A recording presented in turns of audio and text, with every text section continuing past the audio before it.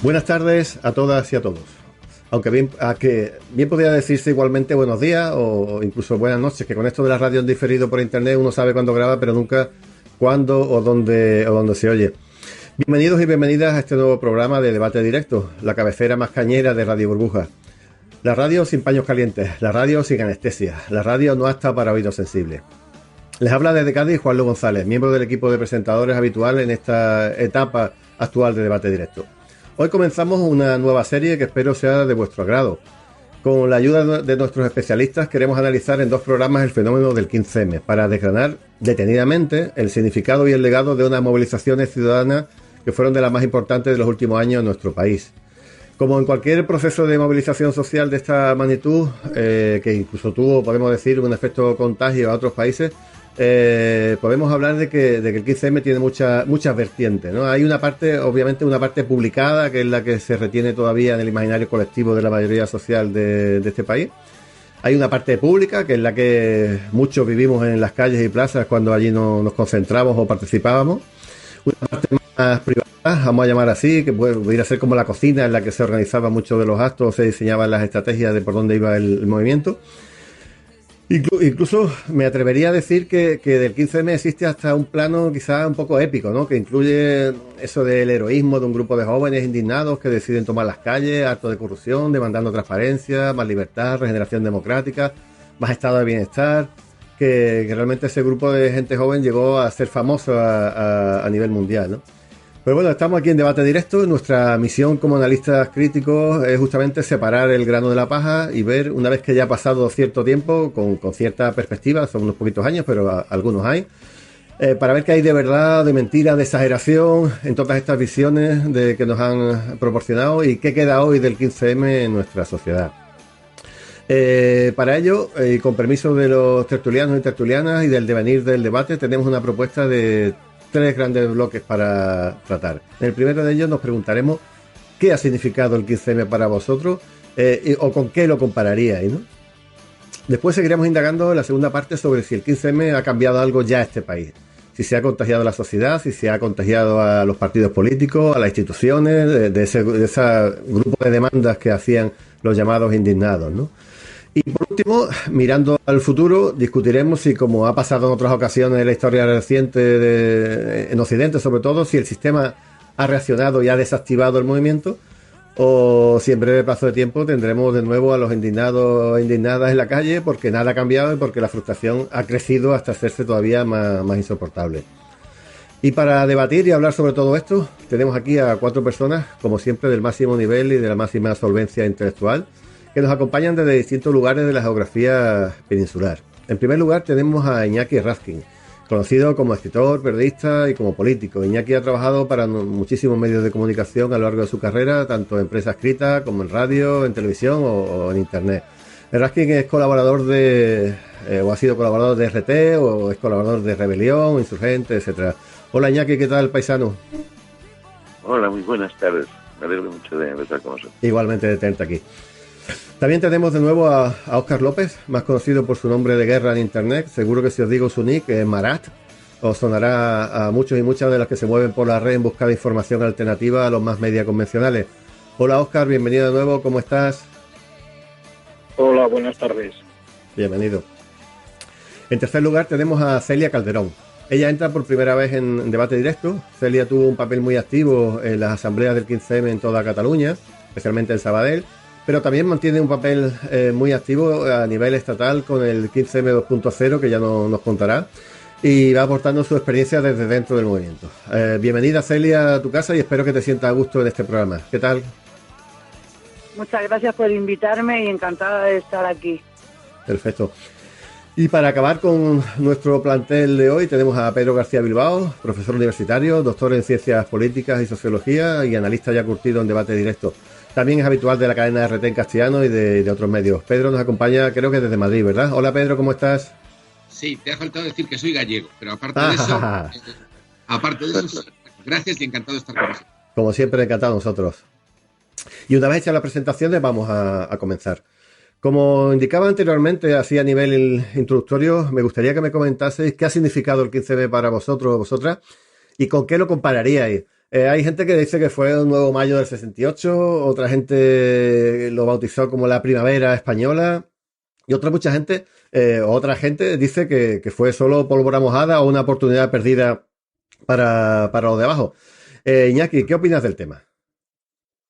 Yo hago memoria, hace 6 años, cuando en mayo empezó esto, yo tengo que reconocer que lo vi al principio con cierto escepticismo y bueno, y viendo, a ver, ¿no? Uno se apunta a un bombardeo y evidentemente la indignación era real y yo creía oportuno pues apoyar y participar. Claro, pues también es cierto que yo en ese momento estaba viviendo en Cádiz, desde donde estás tú, Juanlu, y me desplazaba a Sevilla fundamentalmente, o sea, que es decir, que mi participación puntual fue en Sevilla. Allí participé en muchas asambleas, en debates y tal, y yo sinceramente, me ilusionaba, incluso me rejuvenecía estando ahí con tanta gente joven y tal, pero sí que me daba la sensación de que estábamos un poco caminando sin saber a dónde íbamos, ¿no?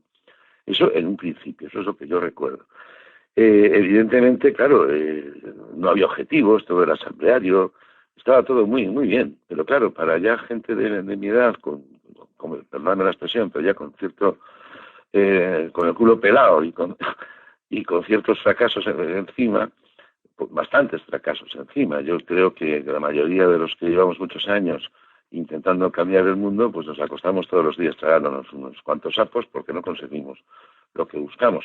Y desde ese punto escéptico es como yo viví aquello. Yo siempre pensaba, digo, bueno, pero esto en qué va a acabar, ¿no? Miraban a los yayoflautas como si fuéramos inspiradores, y de alguna forma la liazón, el engranaje, ¿no?, que unía a la juventud con las viejas luchas y tal. Pero yo, como digo, lo viví con mucho escepticismo. Quizás lo que más me gustaba era que había empezado la cosa pues casi como el cristianismo, ¿no?, con 12 apóstoles y uno más, 13, aquí eran 40 los que acamparon en Sol, ¿no? O como los 12 del Yategramma, ¿no? O sea, digo, jolín, con cuánta poca gente se ha hecho tantas cosas. Pero, como tú dices, que lo vamos a tocar en otros bloques, voy a terminar aquí mi primera intervención, porque después hablaremos de si se cumplieron los objetivos, si es que lo sabía, y si realmente la cosa, pues, no sé, si se va a repetir, si vamos a conseguir en algún momento que la gente reaccione ante las cosas que están pasando. Yo, después de lo que está sucediendo a nivel judicial, yo creo que estamos anestesiados y que no sé lo que pasó con el 15M, si nos vacunó en negativo o nos vacunó en positivo. Pero, en fin, ya hablaremos de todo esto. Sí, efectivamente, lo tocaremos un poco más adelante. Incluso tenía pensado que comentarais un poco eso. Si hay motivos como los que hubo en su momento para salir de nuevo y fijaros el panorama judicial cómo está, como para que no tuviéramos que estar en la calle protestando por este secuestro de la democracia y de la igualdad, ¿no?, de las personas ante la ley, los Borbones, etcétera, etcétera. Bueno, Óscar, tu turno. ¿Tú cómo ves el 15M o cómo lo analizas ya un poco con esa perspectiva que dan unos añitos que han pasado desde que, bueno, en la primera fase? Ahora hablaremos del 15M 2.0, de esa primera fase que ya acabó. Bueno, yo, antes que calificarlo como un mayo del 68, como primavera española, como pólvora mojada que decías, preferiría aportar algunos datos y a partir de ahí se extraigan las conclusiones. En noviembre de 2010, unos meses antes del 15M de 2011, se celebraba el primer congreso Plataforma Siglo XXI en el Ateneo de Madrid. Era gente que se declaraba descontenta, indignada con la situación política, se consideraban más allá de izquierdas o derechas, pero las organizaciones presentes eran de derechas o muy de derechas. Planteaban la oportunidad que se abría en las elecciones municipales y autonómicas de 2011. Lorenzo Abadía, de Red Democrática, y que intervenía en aquel congreso, alguien que antes fue dirigente del PP de Aragón y hombre ligado al negocio del ladrillo, afirmaba: si no contamos con todas las personas que provienen de la izquierda, este movimiento no alcanzará sus objetivos. Bien, en febrero de 2011 se crea la Plataforma de Coordinación de Grupos Pro Movilización Ciudadana. Es la entidad de coordinación que convocó la manifestación del 15 de mayo de 2011, de la que arranca tanto Democracia Real como el movimiento 15M. Yo estuve unas 2 semanas en dicha plataforma. hasta que lo que vi me hizo salirme. Yo me encontré que sí, había gente progresista, anticapitalistas, miembros de EU, gente que se declaraba anarquista, pero también me encontré con miembros de la secta Fides Addendum, del Partido Humanista, de los liberales del Club Liberal, con su presidente Bernardo Rabasa incluido, a miembros del Movimiento Ciudadano hacia la República Constitucional, del liberal García Trevijano. Y, por cierto, una de las cosas que detecté es que alguien que pudiera sonar comunista caía muy mal allí, sencillamente porque mencionara el término clase trabajadora. Allí, en esa plataforma, eran todos ciudadanos. Bien, pues Lorenzo Abadía estaba en ese órgano de coordinación en aquel momento. Recuerdo que era ex-PP y dirigente de Red Democrática. Bien, estaban también los de Adesor, que habían tenido una gran promoción por parte de Libertad Digital, de Intereconomía y de otros medios ultras. Igualmente recuerdo el apoyo inicial de la Tercera Ola, una publicación que llevaba entonces el ultraderechista Enrique de Diego. Por supuesto que había otros muchos grupos y había gente que se declaraba a izquierdas y de derechas, otros de extraña factura, incluso gente que desde fuera lo apoyaba, como el experto informático Enrique Dans, el que enseñó al PP el uso de redes sociales, y el anticomunista militante del agregador de noticias Meneame, Ricardo Gali, que también apoyaba desde fuera y le dio gran cobertura en el lanzamiento del 15M en sus primeros momentos. Yo diría que jamás ningún movimiento social tuvo tanto apoyo por tierra, mar y aire de los medios del capital ni de los sectores de derechas. Desde Eduardo Punset, anarcocapitalista confeso, hasta Martín Barsaski de la misma línea, que fue el que facilitó gratis toda la instalación de wifi para las redes sociales del 15M en Sol, cuestión que nunca ha negado el 15M y que él mismo afirmó. Tenía el apoyo de la exmujer de Amancio Ortega, Rosalía Mera, y a ella, el 15M, ha llegado a pertenecer a alguien como el señor José Cosín, abogado y que antes fue dirigente de las nuevas generaciones del PP en Marbella, presidente de la Asociación de Jóvenes Empresarios de Marbella en 2004, secretario de Política Municipal del PP en la zona en 2005, colaborador de la COPE y de la radio de Jiménez Los Santos. Bien, en el mes de junio, un poquito antes de cumplirse el mes de existencia del 15M, se presentaba de nuevo, con la presencia de la dirigencia de Democracia Real Ya, en el Ateneo de Madrid, el libro Mando a distancia, herramientas digitales para la revolución democrática de Lorenzo Abadía, escoltado por Enrique Dans, al que he citado, por Olmo Gálvez, que entonces era portavoz de Democracia Real Ya, y por varios liberales, entre ellos Pedro López Arriba, del Club Liberal, y algunos otros. Bien. Yo creo que esto puede dar algunas pistas de lo que había allí. Otra cosa es lo que se veía en las plazas, pero la elaboración del discurso es la elaboración del discurso. Yo diría que se puede decir que Democracia Real Ya no era el 15M, que una era más organizada, la otra más asamblearia, pero fue lo que inició el movimiento, lo que suministró gran parte de su discurso, y yo diría que ese discurso no era tanto un discurso propio, sino un discurso generado desde fuera, en think tanks liberales anglosajones, donde se enfatizaba el ciudadanismo frente al antagonismo capital-trabajo, la negación de la lucha de clases, el inclusivismo, la transversalidad y el consenso de mínimos, como forma de negar el carácter de clase de los ataques del Estado burgués y de sus gobiernos al servicio de la clase capitalista y del propio capital contra los trabajadores. Y la tendencia a negar que esta sociedad está compuesta fundamentalmente por asalariados y familias que pertenecen a dicha clase. Eso de hablar de clases sociales estaba sobrepasado. Era mejor hablar de arriba y abajo y de términos bastante más difusos.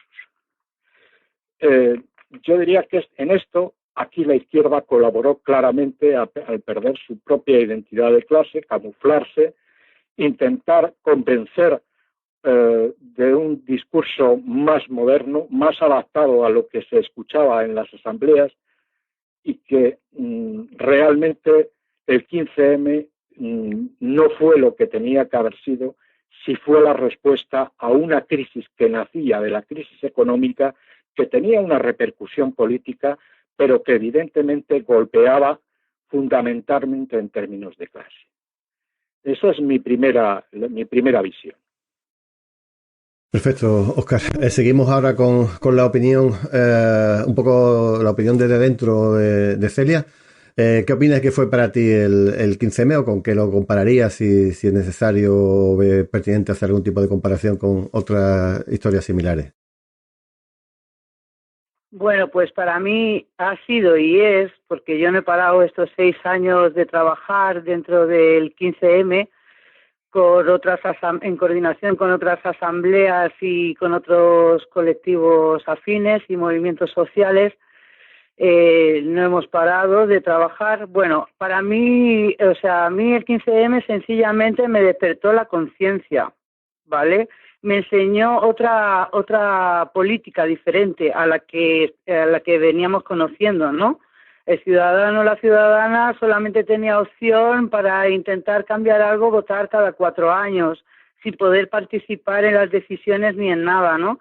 Entonces, otra manera de hacer política. Y sí que lo compararía, pues para mí sí que fue, después de las revueltas árabes salió el 15M, después de un cúmulo de cosas, mucha gente por las redes empezó a hablar y luego en Sol se empezaron a concentrar y luego se copiaron, se hizo viral y se empezaron otras plazas en todo el Estado español, incluso en el extranjero. Yo lo viví con mucha intensidad, me abrió la puerta a poder participar como persona en tomar decisiones, en participar, otra manera de hacer política. Yo para nada nunca he visto gente, bueno, al 15M sí que se ha acercado gente de todo tipo, a lo mejor político, pero las ideas que han salido siempre del 15M han sido de izquierdas totalmente, anticapitalistas y de izquierdas. Ha habido gente comunista, gente anarquista principalmente, o bueno, tampoco nos ha gustado nunca ponernos etiquetas, pero bueno, el 15M ha recuperado muchas cosas que ya venían, bueno, que venían del anarquismo y siempre ha luchado contra, o sea, con la diferencia de clases, o sea, todas somos iguales y siempre el término ha sido horizontal y transversal, nada de arriba y abajo y nada de vertical. Siempre hemos luchado en contra de los líderes porque creemos que nadie es más que nadie y todas las personas somos iguales. Bueno, entonces seguimos coordinándonos estatalmente y seguimos trabajando. ¿Qué ha pasado con el 15M? Antes había muchísima gente en Sol, muchísima gente en Barcelona, las plazas estaban llenas, por todas las plazas había gente en cada pueblo del Estado español.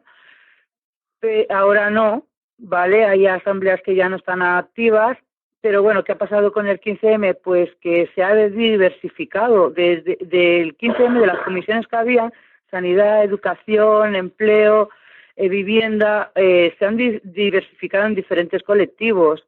La deuda, pues la auditoría, los de la auditoría ciudadana de la deuda, sanidad, la marea blanca, todas las mareas que hay, colectivos como los yayoflautas, la PA, el 15M ha dado mucho empujón a la PA. La PA empezó más o menos, un poquito antes que el 15M y nadie la conocía y el 15M siempre estuvo mano a mano con la PA para parar los desahucios y para conseguir una vivienda digna y en contra de las hipotecas y tal. Siempre hemos apoyado. Y seguimos trabajando pequeños nodos, pero bueno, en las redes seguimos estando muy activas y bueno, por ejemplo, ahora con lo de la corrupción, aquí en Barcelona se ha vuelto a montar otra asamblea en Plaza Cataluña. con el tema de lo último, el caso Nos, ¿no? De la infanta y el Urdangarín. Bueno, en fin, yo lo viví con mucha intensidad y a mí me despertó la conciencia, porque yo en ese momento yo no hacía nada así. Bueno, sí tenía conciencia, pero vaya, no hacía nada, la verdad. No hacía nada porque no veía ninguna opción para poder hacer. Y me abrió la puerta a poder implicarme políticamente. Y yo creo que nos ha enseñado, bueno, muchos colectivos ahora funcionan como el 15M, de la misma manera, utilizan la misma simbología y también el asamblearismo, y todos son asambleas y consensos, ¿no? La mayoría de colectivos y movimientos sociales trabajan de esa manera, y bueno, yo creo que ha tenido bastante influencia. Seguimos trabajando, no somos muchas, pero seguimos en contacto con los otros colectivos que han salido, dijéramos, a raíz del 15M, ¿no? Por diferentes temáticas, como comentaba antes. Y no sé, no me quiero enrollar mucho más tampoco, dejaré espacio ya. Nada, Celia, luego hablaremos un poco de futuro. Pedro, vale. Tu turno. Bueno, vamos a ver. Yo creo que el 15M fue un fenómeno sociológico importante. O sea, fue un evento que alcanzó prácticamente a todo el territorio.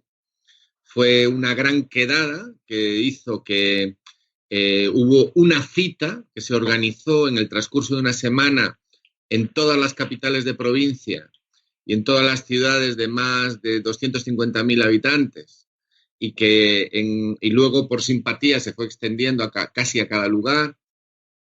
Pero fue como una iniciativa que surgió simultáneamente en el plazo de unos 10 días en prácticamente la totalidad de los núcleos de población importantes del país, que representó además un curioso fenómeno, porque en cada uno de esos lugares existió un código, un libro de estilo y unas instrucciones para aplicar.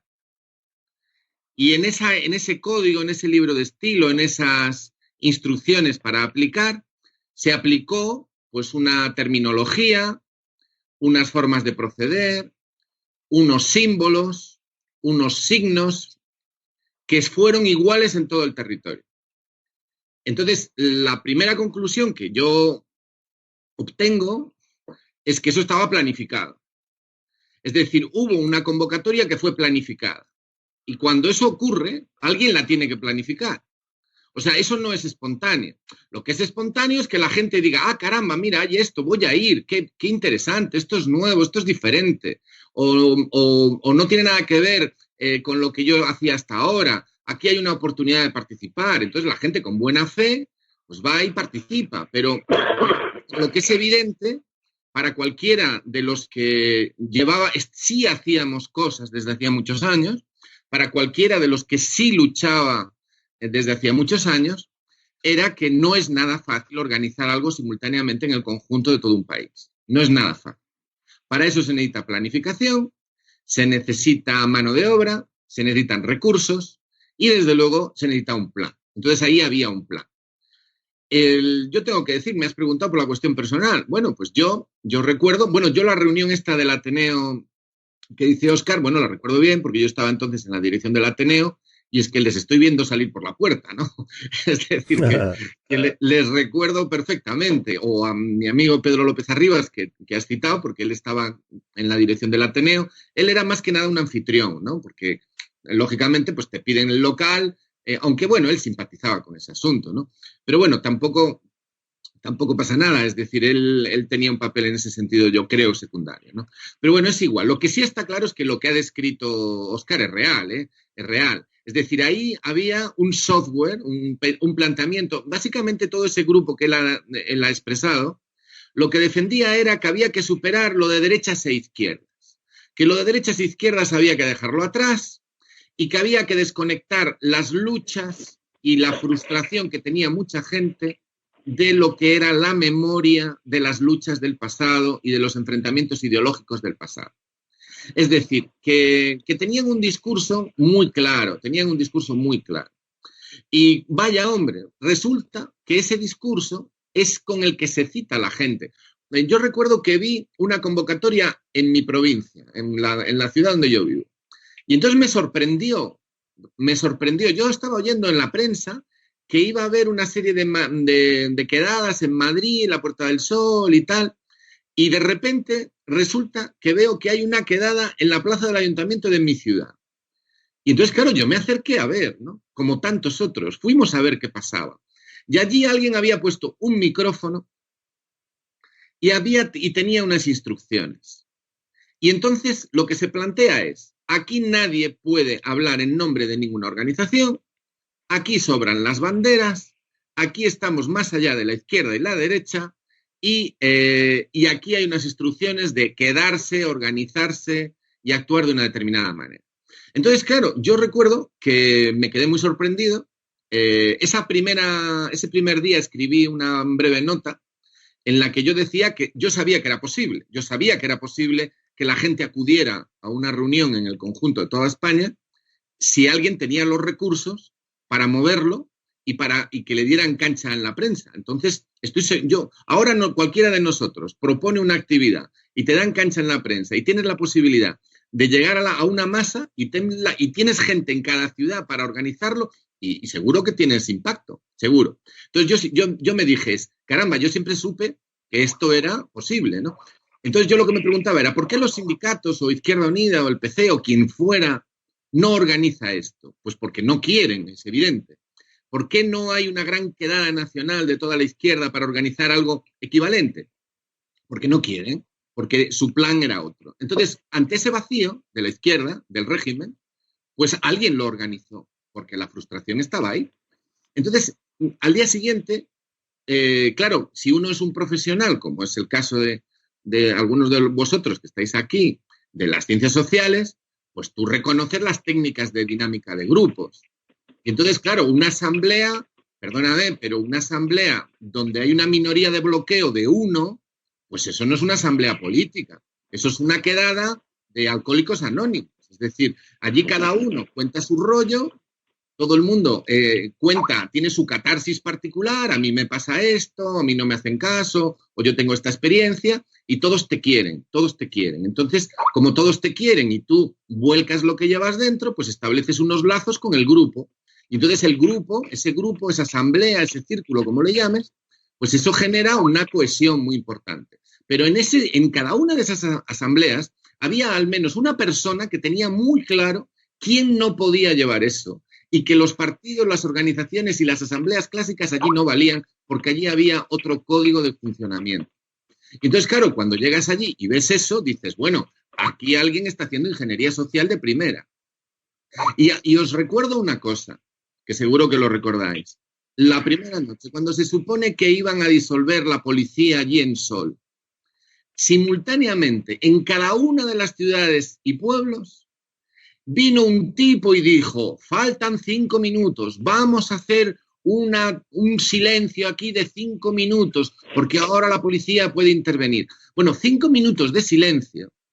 Todo el mundo que haya participado en 1 minuto de silencio sabe lo largo que es 1 minuto. Pero es que 5 minutos de silencio ya es una técnica de lavado de cerebro de cuando la Guerra Fría. O sea, en 5 minutos te da tiempo a pensar en toda tu vida desde el Paleolítico. Es decir, eso ya no es 1 minuto de silencio, no. Eso es una técnica de secta, propiamente dicha. Y entonces, claro, a partir de ahí lo que me entró fue el pánico. El pánico me duró 5 minutos y luego me di cuenta de que nos habían metido un gol monstruoso que estaba haciendo que con nuestro propio peso fuera derribado el cuerpo social de la izquierda, ¿no? Es decir, los errores, las traiciones de la izquierda institucional de la transición, de las fuerzas que habían pactado con los franquistas el régimen del 78, sus omisiones, sus ausencias y sus traiciones habían generado un enorme vacío. Y ese enorme vacío nos lo estaban llenando otros que no querían que los jóvenes conectaran con los mayores y que no hubiera conciencia en las luchas del presente con las luchas del pasado. Y por eso se inventaron todos esos símbolos, esas manitas, que es la forma de aplaudir en el lenguaje de sordomudos, esas manos blancas, todos esos símbolos. Lo de las manitas se utilizó por primera vez en masa cuando el CNI propuso una simbología para utilizar en las manifestaciones por lo de Miguel Ángel Blanco. Es decir, todo eso ya nos lo conocemos, todo eso tiene que ver con los manuales de comportamiento e instrucciones que tienen las fundaciones del Partido Demócrata Americano y que tienen todas las redes intervencionistas globalistas que han funcionado en el este de Europa. Esto era, en suma, una revolución naranja aplicada en las circunstancias muy especiales del Estado español. Bueno, nos quedamos con un par de palabras o frases tuyas, la de la Revolución Naranja y la de la ingeniería social. Me pide paso Celia para rebatir alguna de las cosas que se ha dicho antes de pasar al siguiente bloque. Celia, brevemente, me puedes, ni que decir tiene que aunque haya una especie de guión preestablecido, podéis rebatir unas a otras y hablar un poco. Sí, no, sin ningún problema. Aquí estamos todos abiertos. Y vosotros... De hecho, iba a decir que iba a pedir un poquito de brevedad en las intervenciones para que nos diera tiempo de hablar más veces. Soy soberano para hacer con vuestra palabra lo que queráis. Yo simplemente soy un facilitador un poco de ese debate. Pues, Celia, tu turno. Sí, intentaré ser breve. Bueno, pues a ver, yo quizás soy más joven, no tengo, perdóname la ignorancia, pero hablo desde mi experiencia con el 15M. Habláis, a mi entender, como si hubiera un plan estratégico con el 15M para algo, como para manipular o algo, como si viniera de la derecha el 15M o como si los organizadores que lo montaron fuera la derecha. Casi, no quiero poner en duda vuestra palabra, pero la experiencia a mí no me ha enseñado eso, la experiencia con el 15M.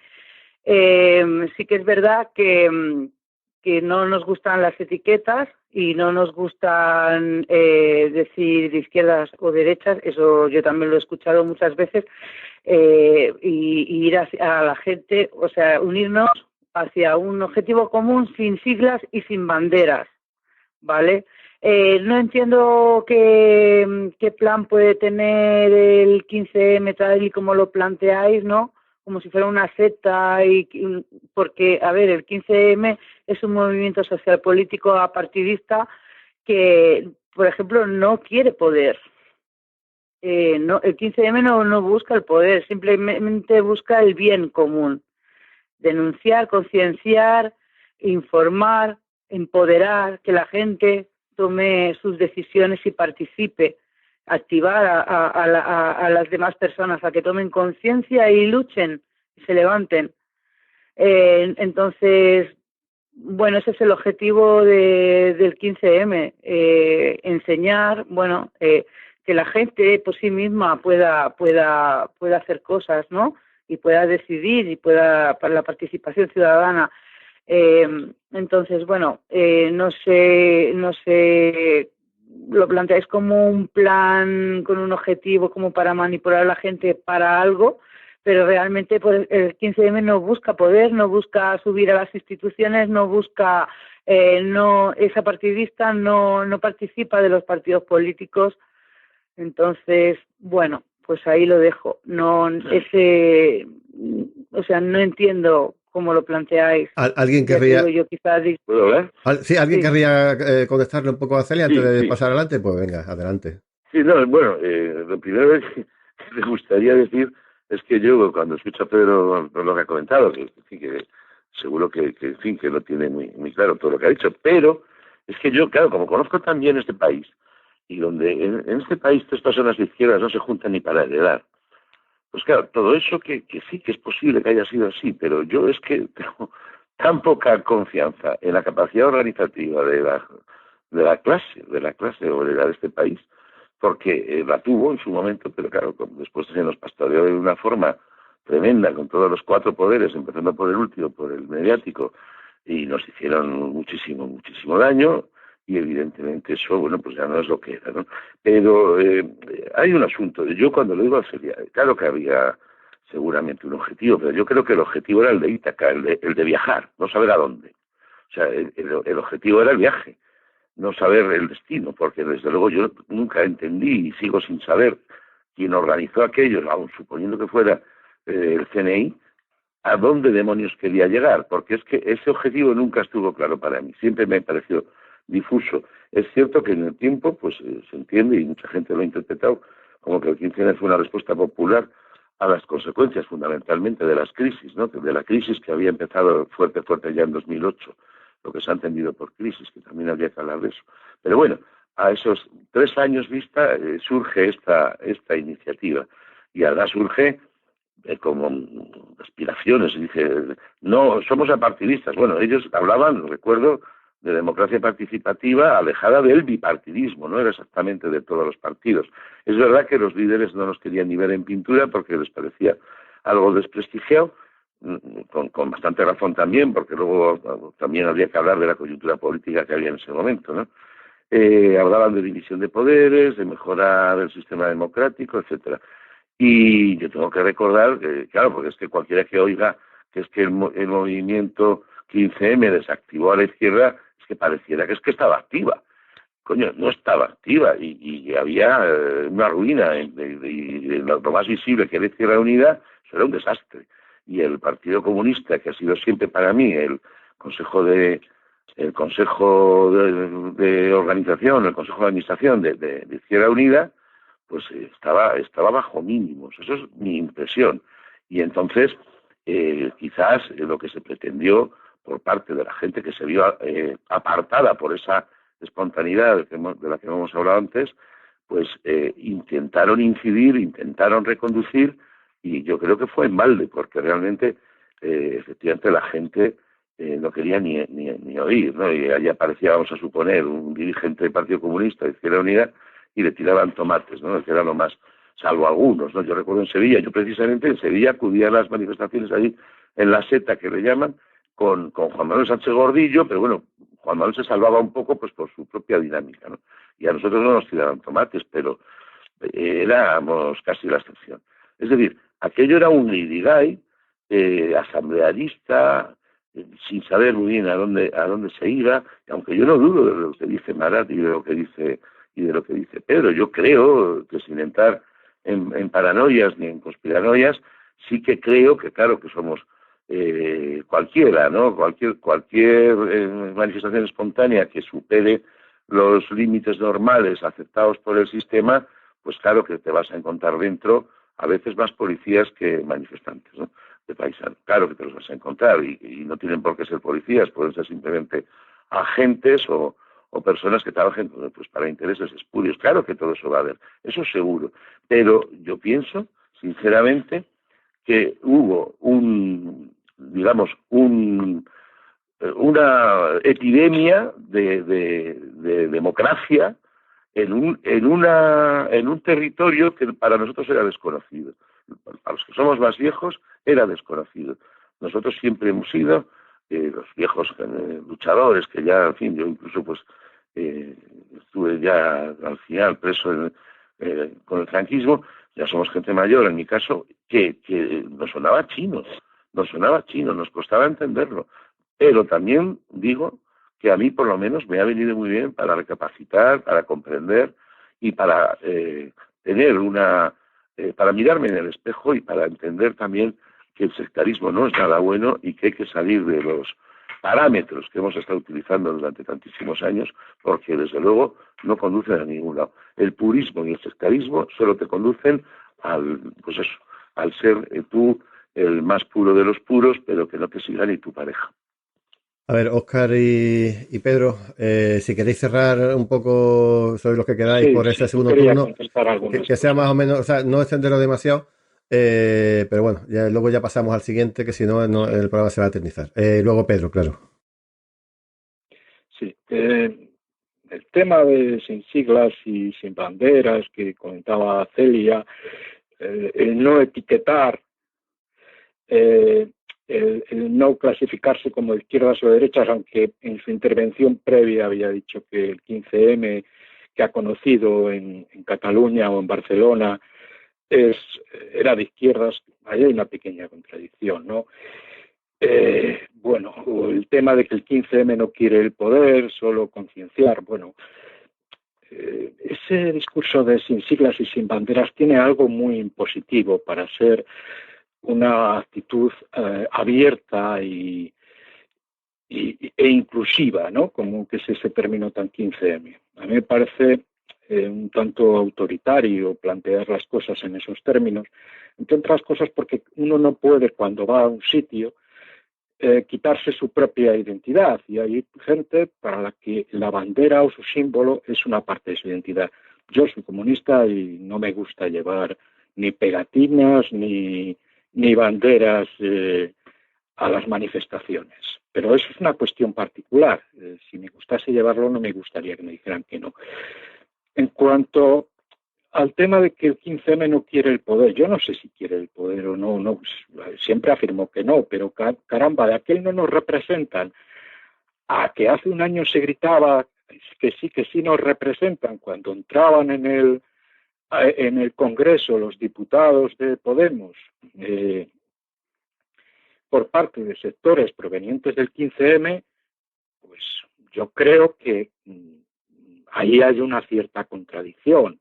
Y entre otras cosas también creo que si el 15M ha terminado en muchísimas promociones personales. No voy a citar solo el caso de Garzón, proyectado desde el 15M, bastaría con mirar, los concejales de Ahora Madrid, pero habría que buscar en muchas otras provincias y capitales de provincia, y ha dado gente liberada también, ¿no? Entonces, cuando eso sucede, hay una cierta contradicción entre no querer el poder en el discurso de las asambleas e institucionalizarse luego, ¿no?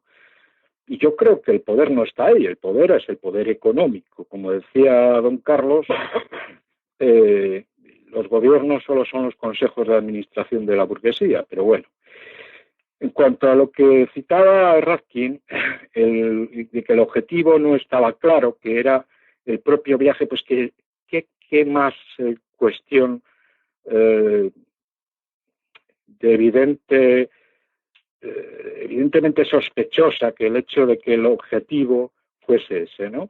Meter a la gente en una especie de psicodrama colectivo, en un bucle permanente de votar cuándo se hace la próxima asamblea y dar vueltas sobre los mismos temas durante tiempo, ¿no? Ese fue uno de los hechos que desalojó Sol, no solo la presión de las autoridades, ¿no? Es decir, la gente que fue y llegó y con sus problemas concretos, pues acabó encontrando que bellos discursos y poco que tuviera que ver con ellos. Ese es el hecho, ¿no? Efectivamente, la PA estuvo antes del 15M y el 15M ha desaparecido. La PA está débil, pero no ha desaparecido, ahí sigue. ¿Por qué? Quizá porque tiene que ver con problemas concretos. Es eso de bajar de las musas al teatro que decía el otro, ¿no? En cuanto a manifestación espontánea, hombre, yo creo que espontánea, cuando las manifestaciones te las montan los medios, tiene tanto, no hablo solo del 15 de mayo de 2011, estoy hablando del 12 de octubre cuando se hizo la global, etcétera, ¿no? Tiene tanto que ver de espontáneo como cuando te montan un partido los medios.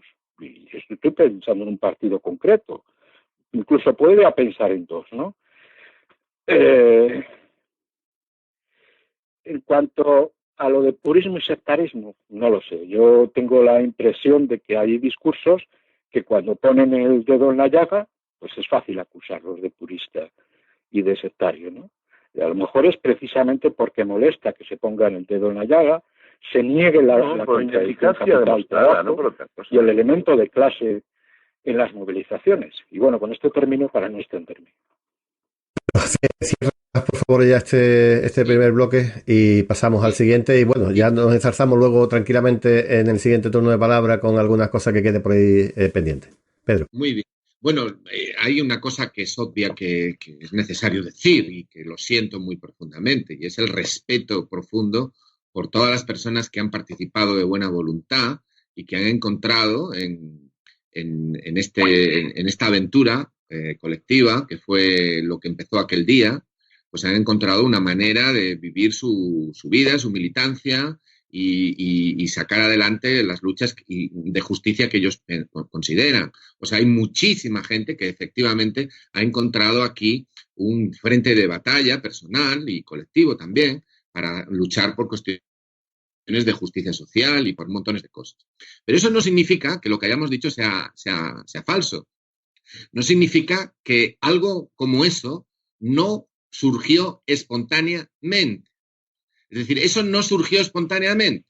Es decir, ya el primer día existía un código de comportamiento, existían unas normas, existían unos símbolos y unos signos, y además se aplicaron de forma inflexible. ¿Y quién los aplicó de forma inflexible desde el primer día? Pues gente que ya tenía, lógicamente, un listado previo de qué es lo que tenía que hacer, lo que llamamos la mano de obra. Hubo diseñadores, hubo consultores y hubo mano de obra. Entonces, ¿cuál era el objetivo? Bueno, pues el objetivo yo creo que se ha conseguido. Es decir, pero se ha conseguido no porque la izquierda estuviera y entonces dejó de estar. No, es que la izquierda oficial, la izquierda dominante, la izquierda institucional, la que tenía sus diputados, la que había participado en la transición, había dejado el campo libre porque había renunciado a ser izquierda. Y entonces muchísima de la gente que a nivel de calle, a nivel de lucha, a nivel de su pueblo, de su militancia o de su corazón, seguía siendo de izquierda y había seguido manteniéndose y había mantenido sus valores y su honradez, llegó aquel primer día y le hostiaron. Y estoy pensando en el veterano guerrillero Ángel de Cos en Santander, que llegó con su bandera republicana y prácticamente le dieron con ella en la cabeza. Es decir, ese hombre, ¿qué pasa? ¿A quién amenazaba? ¿A quién amenazaba la bandera republicana? Pero si eso nunca había ocurrido en las manifestaciones de la izquierda tradicional de siempre, cada cual llevaba sus banderas y se ha coexistido y no pasaba nada. Sin embargo, hubo un salto cualitativo. Se monta la gran movida y desde el primer día resulta que no puedes llevar ninguno de los símbolos que han acompañado todas las luchas durante todos estos años. Y se persigue a las personas que lo llevan. Eso a cualquier persona de izquierda le tiene que hacer saltar las alarmas. Y eso es lo que estoy diciendo. ¿Qué se buscaba? Pues miren, la sociología norteamericana y la ciencia política norteamericana habla del voto paleocomunista. Uno de los problemas que tenía Europa Occidental es que había voto paleocomunista. ¿A qué le llamaban paleocomunistas?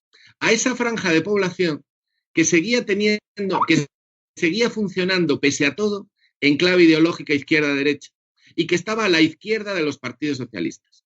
Entonces, además esa gente era indestructible. Es decir, los partidos a los que votaban podían ser una panda de inútiles, una panda de burócratas, una panda de vendidos, lo que fuera. Pero la gente, curiosamente, seguía votando voto de resistencia. Entonces está claro, en condiciones de democracia formal, tú no vas a liquidar a esos partidos.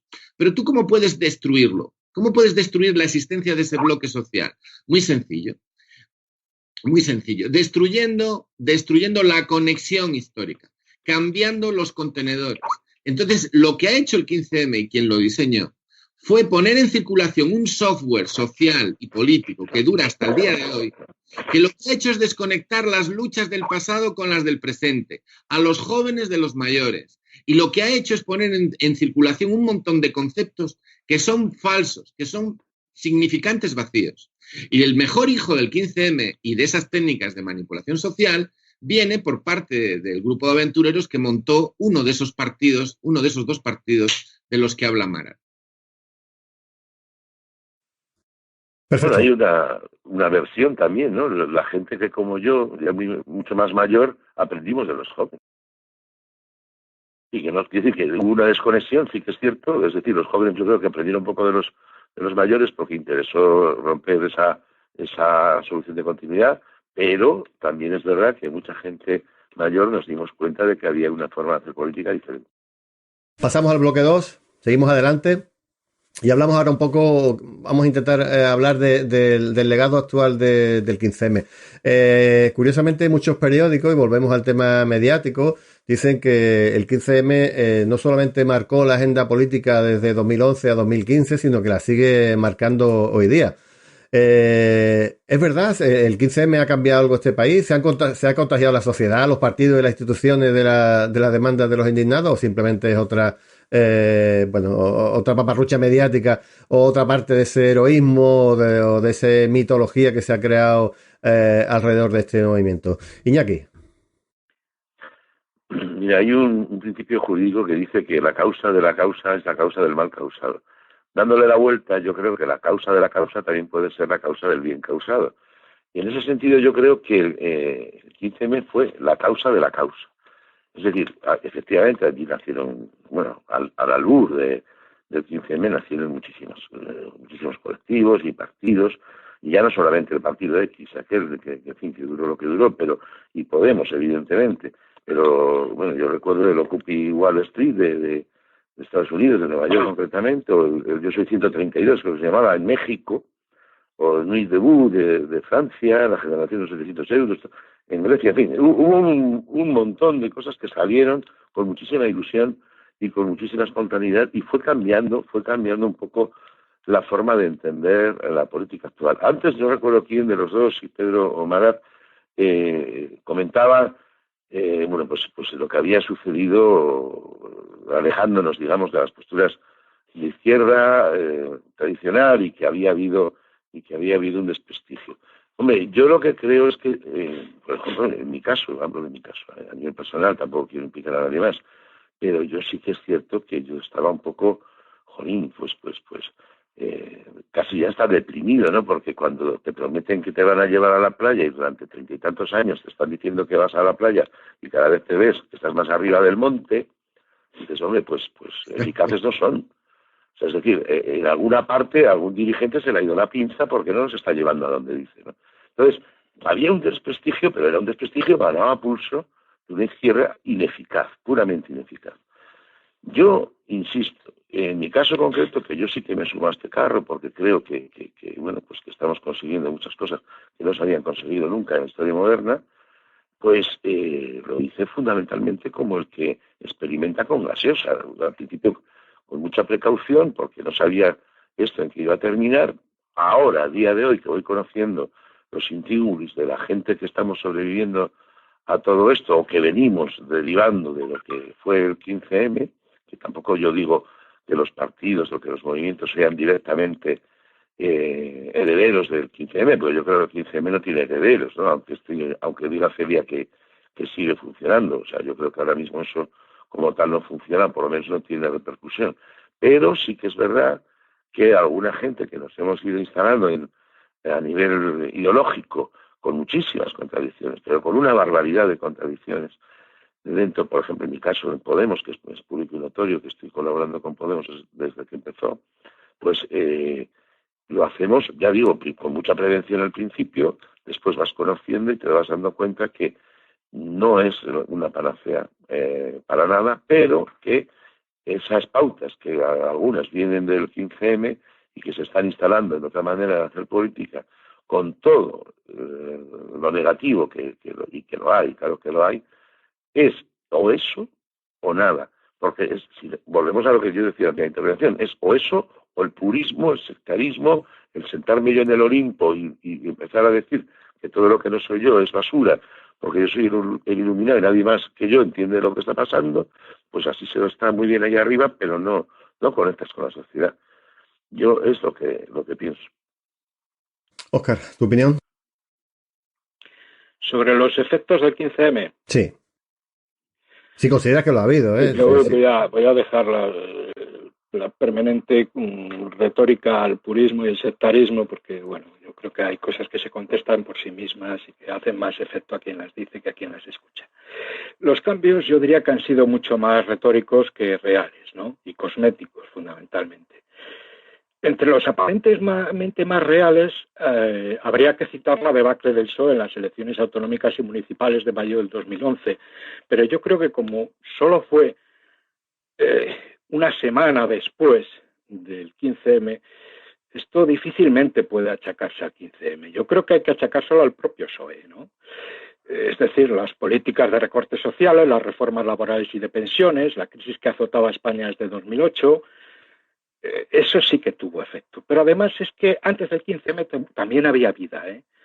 En Barcelona, y esto seguramente lo conocerá Celia, porque estoy convencido que estuvo en esa manifestación seguramente, hubo una manifestación de más de 200.000 personas, según cuenta el ABUI, el día 14, un día antes, y en ella estaban organizaciones sindicales, partidos de izquierda, organizaciones populares, etcétera. Y ahí el discurso que se escuchaba a la gente, la protesta que se expresaba, no tenía que ver con cuestiones que tuvieran que ver con los votos por Internet, ni con la transversalidad, ni con las reformas electorales, ni con cosas de estas. Fundamentalmente era contra los recortes, contra las retallades que dicen allí. Y tenía un carácter de demandas desde las clases subalternas, es decir, desde las clases trabajadoras, que eran las que estaban siendo golpeadas por la crisis. Pero puedo decir que en Madrid, ya que ya por vivir en Madrid muchos más años que la mitad de mi vida, puedo decir que soy madrileño, la plataforma Hay que pararle los pies, al menos desde junio de 2010, estaba haciendo una labor de movilización, de creación de organización y de tejido de lucha desde al menos, como decía, junio de 2010. Y ahí estaban desde sindicatos alternativos a partidos situados a la izquierda de Izquierda Unida. Partidos muy débiles, con todas las dificultades que tuvieran, pero con movilizaciones interesantes. Todo eso después acabó contaminándose y lo cierto es que muchos de los que estuvieron, que hoy dicen no tener nada que ver con el 15M, organizaciones que estuvieron y que hacen un discurso crítico, en ningún momento hicieron una autocrítica de ello. En cuanto a la crítica al bipartidismo, que me parece justificada, pero no me parece la más importante en relación a los problemas que afectan al país y a la propia clase trabajadora, que es la inmensa mayoría del país, porque la clase trabajadora son los asalariados. Lo cierto es que ello no ha impedido al PP ganar elecciones tras elecciones, seguir en el gobierno desde hace cerca de 5 años y medio y dar vueltas de tuerca tras vueltas de tuerca a más y más políticas contra esa misma clase trabajadora. Pero el 15M ya no se le ve más que de un modo muy marginal y anecdótico, sin apenas presencia en los barrios. ¿Perdón? No, que digo que romántico incluso, que no, estoy de acuerdo con lo que dices. Sí, bueno, yo diría que efectivamente, antes decía Celia que están activos en las redes sociales, pero es que las redes sociales se están convirtiendo en una especie de lugar en el que lo que al final hacemos es una lucha virtual en que nos escuchamos a nosotros mismos y a los amiguetes que piensan exactamente igual que nosotros. Es decir, no hay construcción de organización popular. El efecto que ha dejado el 15M, yo hablo de Madrid, que es lo que conozco mucho mejor, pero desde luego no ha sido más organización. Al contrario, yo diría que hoy la organización es absolutamente débil. Y por supuesto en ello tienen que ver las izquierdas. Yo solo llevo diciendo antes del 15M. Ya estaban maduras para cuando llegó al 15M para que les pasara lo que pasara, porque entre otras cosas habían dejado de hacer una política de clase dirigida a la clase trabajadora, con políticas neokeynesianas instalándose en el poder o en el gobierno, etcétera, etcétera, y convirtiéndose en entidades absolutamente burocratizadas, al menos las parlamentarias. A los partidos yo no diría que el 15M les haya cambiado mucho en cuanto a la democracia interna, algo que el propio 15M exigía, salvo que se crea que eso es un avance el hacer primarias. Yo diría que las primarias lo que han potenciado es el cesarismo y el culto a la personalidad de líderes electos que se sobreponen a los órganos colegiados de dirección de los partidos, que esos órganos colegiados son absolutamente y manifiestamente mejorables, pero que alguien que es elegido en primarias al final acaba convirtiendo y eligiendo directamente y mucho más que antes a cuáles son sus fieles, y se está en esas direcciones en función no de la capacidad ni del esfuerzo militante, sino de la fidelidad al líder. Y eso es algo que yo creo que tampoco yo lo atribuiría al 15M, pero creo que no han mejorado por ahí los partidos, ¿no? De la lucha contra la corrupción, ¿qué podemos decir? Ni rato irá a la cárcel y si va es de visita, ni en el caso Bárcenas será más que anecdótico en cuanto al número de condenados, ni Urdangarín saldrá de Suiza, salvo que la mujer se vaya a Portugal y como está en la resolución de los jueces el tema de la unidad familiar, pues entonces irá a Portugal. Tampoco esperen cárcel para él. Las condenas de las Black son mínimas y los pactos light sobre corrupción entre PP y Ciudadanos están dejando al segundo como el cornudo apaleado y consentidor. Sí, alguna ILP, algún referéndum, pero miremos el caso del referéndum de Madrid, con 1 millón y pico de euros centrado en cuestiones absolutamente irrelevantes comparadas con otras, como podrían ser la remunicipalización de servicios municipales o la opinión, o podría haberse hecho un referéndum sobre la opinión de los madrileños respecto a la operación Chamartín, absoluto pelotazo de ladrillo, a la que Carmena se ha sumado no hace mucho, por citar 2 ejemplos. Yo creo que en el lenguaje de los progresistas, o yo lo suelo llamar los progres, aunque el otro día le sentó como un tiro a Jaime Pastor, y de otros grupos más abiertamente de derechas, cuestiones como transparencia y transversalidad se repiten, pero es más un ritual que una práctica. En cualquier caso, tras la cuestión de la transparencia, estoy convencido de que acabaremos yendo a una ley de lobbies que acabará legalizando la corrupción, como ha sucedido ya en muchos países de la Unión Europea y en los propios Estados Unidos, con lo que la corrupción penable desaparecerá porque se habrá hecho legal.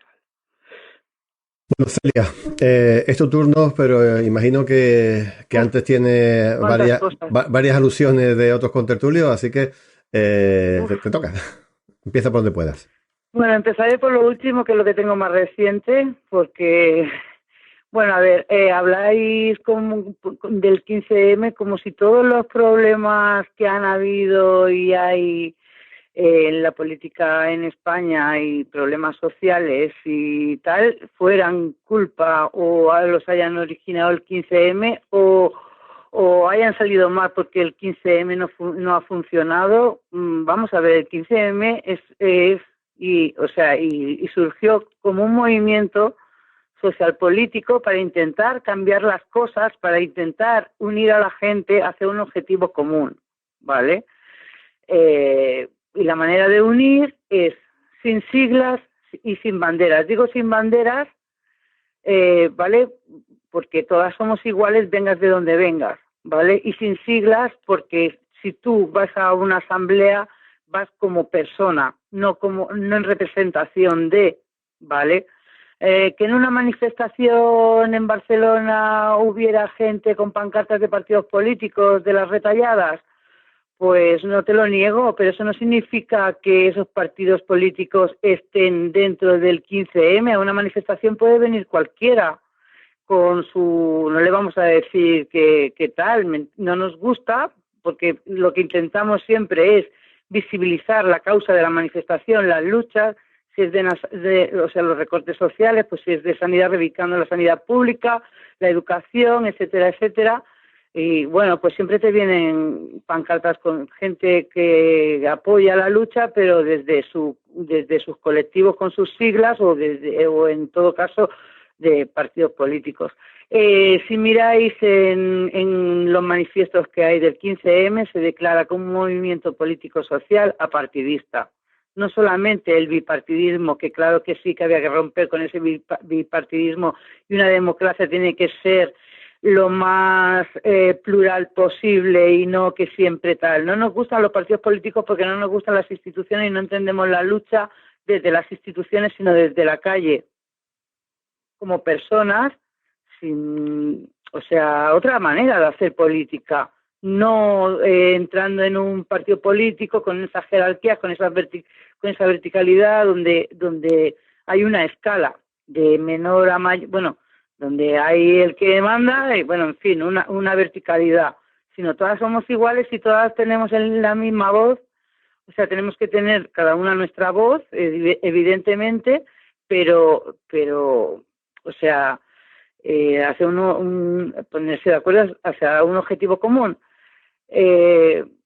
Efectos del 15M, pues como ya he comentado anteriormente, el 15M, uno de sus objetivos era conectar a la gente, unir a la gente, como he comentado, y informar, bueno, que la gente se movilizara, ¿vale? Y que tomara conciencia. Pues yo creo, y que tomara una lucha y que se especificara en algo. Pues a raíz del 15M, de las diferentes comisiones que habían de diferentes temáticas, pues ha derivado a muchos colectivos que a lo mejor ya ellos ya son independientes y ya no tienen ya tienen sus asambleas propias y ya no participan de la asamblea a lo mejor del 15M, pero cuando hay cualquier movilización y tal, estamos conectados y seguimos conectados, seguimos trabajando y seguimos haciendo cosas, ¿vale? Para coordinarnos estatalmente. Ahora hemos estado con lo de las marchas de la dignidad, por ejemplo, que se han hecho en un montón de ciudades, estamos ahí, se hará una centralizada en Madrid, seguimos trabajando. Que decís que el 15M como tal ya no existe o que ya... Bueno, no existe como existió, pero seguimos trabajando en pequeños nodos y todavía siguen habiendo asambleas activas, que cada asamblea es soberana y toma sus propias, claro que hay unos puntos comunes, pero cada asamblea es soberana y tiene, bueno, y toma sus propias decisiones. Y yo, por ejemplo, estoy en Acampada Sabadell, 15M Sabadell, que lleva desde el 2011, nos reunimos una vez por semana. Estoy también en la coordinadora del Vallés Occidental 15M, que nos reunimos una vez al mes, que asistimos personas de varios municipios del Vallés Occidental, de la provincia de Barcelona. Estoy en NIT d'Empeus Barcelona, que salió a raíz de Nuit Debout en solidaridad con Francia, que estuvimos más de 3 meses acampados en Plaza Cataluña el año pasado. Bueno, estoy en 15M 2.0, que es a nivel estatal, que es una red de Telegram, que hacemos asambleas virtuales semanalmente, porque claro, no puede ser presencialmente, y estamos ahora coordinándonos para trabajar un tema que es la vía asturiana, que es una reforma constitucional que está ahí en el Congreso para aprobar o descartar, está para debatir. Entonces, bueno, si queréis luego ya en el punto 3 ya me extiendo más con este tema, y bueno, y en 15M 2.0 habemos personas de todo el territorio español, gente de Andalucía, gente de Cataluña, gente de Asturias, alguno del País Vasco, de León, de La Mancha, de Madrid, por supuesto. Hay unos cuantos compas, hay gente por la democracia directa y hay gente de política a corto plazo, gente que estaba en Comunicación Sol. Bueno, ahí seguimos haciendo lo que podemos, pero y quería dejar claro que aunque hayan personas que hayan pertenecido a asambleas del 15M, hayan hecho partidos políticos, como Podemos o Barcelona en Común y tal, bueno, que esas personas lo han hecho individualmente, pero ni Podemos es el 15M, ni Barcelona en Común es el 15M, ni ningún partido político es el 15M. Nosotros somos un movimiento social y lo único que buscamos es el bien común, sin ninguna maquinación ahí diabólica. Bueno, no sé, es que lo pintáis el 15M como si fuera algo maquiavélico, no sé, es que no entiendo nada. Yo, para mí, la verdad es que si me siento a gusto en el 15M es porque no buscamos, y a lo mejor nos hemos quedado un poco marginal por eso mismo, porque no buscamos ningún rédito político ni ningún poder, simplemente luchamos por la solidaridad y por los derechos sociales y por denunciar las cosas injustas, en fin, por un objetivo, un bien común para toda la ciudadanía, para el pueblo, por el pueblo y para el pueblo. Ya está, con esto termino. Perfecto, Celia. Pedro, es tu turno. Bueno, hablábamos un poco de si ese 15M, no solamente en plan dialéctico, como decía Marat, si había calado los partidos, las instituciones, algunos incluso lo responsabilizan hasta de la abdicación de nuestro rey. ¿Queda algo de ese 15M? ¿Ha servido para algo o crees que no? Bueno, yo creo que sí, que la huella del 15M perdura hasta la actualidad. Es decir, las ideas y planteamientos que se difuminaron, que se esparcieron en aquellos días primeros, siguen ahí, ¿no? A mí me pareció particularmente patético el que muchísimos grupos supuestamente de izquierdas intentaran entrar en aquello a ver qué pescaban, ¿no? Eso es decir, eso me pareció patético, ¿no? Porque al menos desde un punto de vista republicano, que es en el que los parámetros en los que yo me muevo, a mí como me pareció un horror desde el principio, porque combatían la línea de flotación, aquello venía a romper el hilo rojo de la memoria, y la memoria es lo único que tenemos, porque es nuestra identidad, lo que nos ayuda a saber quiénes somos hoy para hacer frente a los problemas de hoy. Pues desde mi punto de vista y desde el punto de vista de muchos, aquello era algo que tenía que ser combatido. Y sin embargo, a lo que asistimos fue a un intento de meterse allí a ver qué sacaban, a ver qué influencia podían tener. Es decir, se aceptaban las reglas de juego del enemigo y se trataba de jugar a aquello.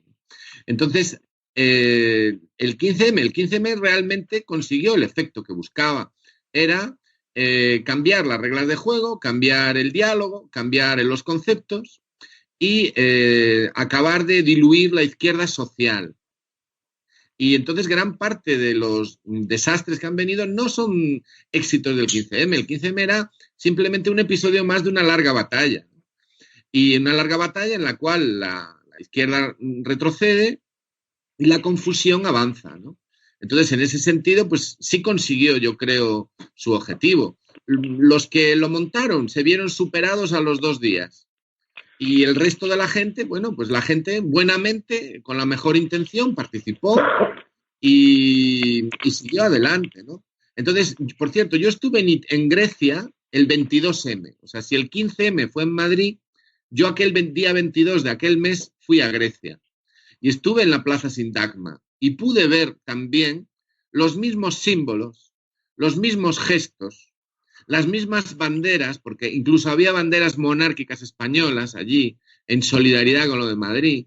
Y entonces te dabas cuenta de que lo que estaba pasando, no estaba pasando aquí solo. O sea, toda esa imagen Disney que se nos monta de la espontaneidad y tal, si tú hubierais ido a Grecia aquellos días, sencillamente habríais visto que las casualidades de este tipo no existen. No, se pudo comprobar, ¿no? Yo creo que gran parte del éxito que ha tenido Podemos con su discurso tan exótico, vamos a llamarlo así, ha sido porque se han apoyado en esa labor de disolución que logró el 15M, ¿no? Y de hecho, cuando diseñaron ahora el grupo este de Podemos, lo hicieron a partir de esa labor previa, ¿no? De destrucción de la capacidad de resistencia de la gente, ¿no? Y la han encauzado desde su punto de vista. Y vamos a suponer que o Podemos o el caos, o Podemos o el sectarismo, hombre, pues eso me parece mucho suponer, ¿no? Porque para sectarismo, el de aquellos que consideran que la república es de perdedores, que todas las luchas del pasado han llevado a la nada y que han llevado a la derrota, y que lo que hay que hacer es fundamentalmente ganar en política, al precio que sea, mediante el discurso que pueda hacer que las masas te apoyen, con independencia de la gente que ha luchado antes que nosotros. Eso sí me parece sectarismo. Y lo que ocurre es que el 15M, y desde luego Podemos, quizás no hayan sido muy conscientes del enorme dolor que han generado en muchísima gente. De muchísima gente que no olvidó nunca quiénes eran sus mayores, quiénes son, la enorme cantidad de sacrificio y de lucha que ha habido, y la que tiene que venir, porque para hacer frente a los Trump, a las Le Pen, a la derecha española realmente existente, no vamos a resolver nada de esto con paños calientes y sin llamar a las cosas por su nombre. Y ahí es donde las aportaciones de todos y los corazones de todos serán necesarios. También los de los compañeros que con buena voluntad se han sumado a fenómenos como este que nos han llevado, que han llegado hasta el momento actual, ¿no? Hablemos ahora un poco de Futurible. ¿Creéis que se dan actualmente las circunstancias para volver otra vez a las calles? Todo indica que seguimos en una crisis que es ya estructural. Los Borbones se están riendo de la democracia, de la igualdad. La justicia solo se aplica a los robagallinas. El PP se está librando de la corrupción, está cambiando a fiscales cuando no les son útiles. La policía política está persiguiendo a partidos, a personas incómodas. Yo no me explico por qué no estamos otra vez en las calles manifestándonos, si es que realmente hemos depositado las esperanzas de cambio en las instituciones. En fin, no quiero decir tampoco que todo el mundo esté desmovilizado, ¿no? Lógicamente hay muchas mareas, o hay muchos movimientos, o algunos movimientos que están ganando, pero desde luego no a los niveles de 2011 y años sucesivos. ¿Qué opinas, Iñaki? Mira, yo lo que voy viendo es que los activistas en general, la gente, por distintos motivos, ¿no?, sale a la calle, hace cosas mejor, peor, con más éxito, con menor éxito, y luego venimos, y lo digo con un poco de ironía, pero venimos luego los intelectuales a explicar a los que están haciendo cosas por qué están haciendo las cosas, cómo las están haciendo, si bien, si mal, y dónde van a llegar. Mientras nosotros hablamos, ellos hacen, ¿no? Esto es muy frecuente. Claro, yo con todo respeto, ¿no?, pero llamar grupo a Podemos, pues como aquel poeta que no es que fuera el santo de mi devoción, pero tenía gracia, decía, pues que es como llamarle cerro al Himalaya o llamarle arroyo al Amazonas. O sea, llamar grupo a lo que sea, ¿no?, pero a lo que sea que ha conseguido un éxito electoral enorme y que tiene en su poder, no digo que lo esté utilizando, pero que tiene en su poder la llave de la movilización, y que después de un proceso tremendamente largo y tremendamente complejo, muy complejo, que ha habido durante estos últimos años, donde hemos estado de elección en elección sin prácticamente podernos sentar a pensar en quiénes somos y a dónde vamos, con tantísima novedad y con tantísimos problemas, ahora por fin, y yo que conozco algo mejor el tema, porque estoy dentro y hablo y discuto y conozco a todo el mundo y veo por dónde van las cosas, yo, que soy un viejo militante, que espero no ser sospechoso de ser agente de nada raro, pues yo sinceramente creo que pues, o esto o nada. O sea, mira, yo he estado 20 años, que son muchos años, 20 años sin votar. Y no votaba porque no me encontraba reflejado en ninguna opción política. Ahora ya digo que esa catarsis que se ha dado, que yo no sé si los jóvenes han aprendido de los mayores, pero yo que soy mayor he aprendido de los jóvenes, yo estoy esperanzado. También digo una cosa, yo soy muy exigente y yo soy de los que desde dentro está instigando a compaginar todos los frentes de lucha, y evidentemente el de la calle para mí es fundamental. Yo me he criado en la lucha de la calle toda mi vida y creo que ese es el camino, evidentemente. Lo que pasa es que no creo que sea el único camino, y de hecho no ha sido nunca el único camino a la vista de los resultados obtenidos con otras experiencias que no voy a citar. Entonces, ¿qué va a pasar? Yo no soy adivino. Yo sé lo que decían en el 15M, hablaban del asamblearismo como si fuese una panacea, en permanente definición, había que repolitizar a la ciudadanía. En fin, yo no lo sé. Yo sé que ahora se está dando una importancia enorme a las redes sociales, que sigo con unas dudas enormes, porque yo no creo que tanta, por mucho que haya, no creo que sea tan decisiva en las masas, hablo de la mayoría inmensa, y lo digo porque yo, claro, hablo con la gente, yo estoy en la calle, yo no solo estoy en mi casa. Estoy en la calle, hablo con muchísima gente, y de la gente con la que me encuentro de mi edad, en las redes nos movemos 5. Es decir, el tanto por ciento de movilización que puede haber en las redes nos genera un mundo virtual, que alguien ha dicho antes, no sé si Mara o Pedro hablaba de ese mundo virtual, pero que es que el mundo virtual nos hace creernos, porque claro, si tú haces una encuesta en la red, da una cosa que no tiene nada que ver con si esa misma encuesta la haces en la calle. Es decir, acabamos creyéndonos que el mundo virtual en el que nos movemos es real.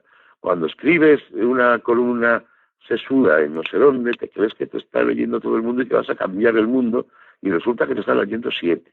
Entonces, todo ese tipo de cosas vamos a tener que tener en cuenta para el futuro. Todo ese tipo de cosas. Pero yo no dudo de la buena voluntad. Tampoco dudo de que ha habido sinvergüenzas a lo largo de la historia en todas partes. Y seguro que también los tenemos nosotros. En nuestras filas y las filas de los demás. Eso es inevitable. Pero que la mayoría inmensa de la gente, por lo menos con la que yo hablo, y hablo con gente con mucha responsabilidad, Yo creo en su bonomía y creo sinceramente en que están apostando por... Claro, ¿en qué se va a traducir? Pues ya veremos, lo mismo. Ahora nosotros decimos que vamos a la playa. Si dentro de otros 30 años resulta que estamos en lo alto del monte, alguien saldrá en una emisora de radio acusándonos de eso. Espero que eso no suceda. Y ya digo, otro camino no veo. Porque lo demás, el ejercer de intelectuales, está muy bien, pero al final lo que mueve las cosas son los motores. Óscar, ¿hay motivos? Todos. Yo creo que diariamente, una cosa que no hacemos la clase trabajadora es leer las páginas de economía de los periódicos y los periódicos económicos. Yo sí tengo esa costumbre, no lo hago siempre, pero lo hago con cierta frecuencia, y bueno, pues cuando las lees, pues vas viendo los motivos para movilizarte, desde el hecho de ver cómo afilan los cuchillos las entidades proveedoras de sistemas privados de pensiones, mientras el gobierno les va haciendo la entrada a ese discurso a través de sus políticas, con el vaciamiento de la caja de las pensiones, hasta el hecho de escuchar a prominentes ideólogos de la patronal hablar, incluido el propio señor Aznar, hablar de las jubilaciones a los 70 años, el hecho de que más de un 40% de los parados no cobra subsidios de desempleo, la absoluta precarización del empleo, los salarios de miseria, y creo que en el tema del salario ese es un elemento clave cuando hablamos de la contradicción trabajo-capital. El hecho de que muchísimos jóvenes no pueden entrar en el mercado de trabajo y muchos de los que entran en trabajos absolutamente indecentes por el grado de explotación que tienen, porque todo trabajo o casi todo es decente. El problema es en qué condiciones se realiza, contractuales. El hecho de que estemos cada vez más en situaciones de incremento de la pobreza brutal, y yo hablo de pobreza en general, no hablo de pobreza habitacional, ni de pobreza vegetal que comentaban el otro día, ni de pobreza infantil. Mira, si hay pobreza infantil es porque los padres son pobres. Y la gente es pobre porque o no cobra desempleo, o tiene salarios de mierda, o vive con unos abuelos, esa familia que tienen también unas pensiones de mierda. Bien, esas son realidades. Y se van a incrementar los recortes, porque los propios auspiciadores de lo que está pasando desde los think tanks del capital dicen que vuelve el rebrote de la crisis. Bien, si esto es así, hay razones para ello, pero hay que conectarlo con las situaciones reales de la gente, con las situaciones de sus vidas, no con otro tipo de cuestiones.